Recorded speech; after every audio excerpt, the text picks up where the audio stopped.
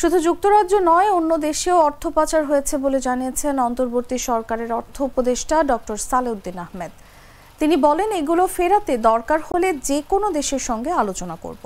Doctor Salehuddin বলেন, দেশে ব্যবসায়িক পরিবেশ উন্নত হলে বিদেশি বিনিয়োগ বাড়বে, আর এই পরিবেশ তৈরিতে সংস্কার প্রয়োজন।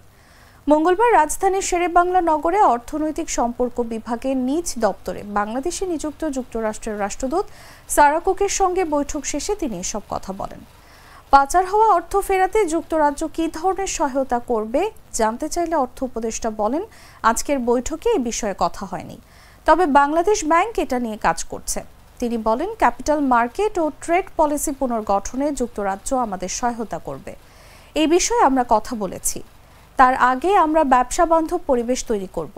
যুক্তরাজ্য G2G ভিত্তিতে বেসরকারি খাতে বিনিয়োগ করবে।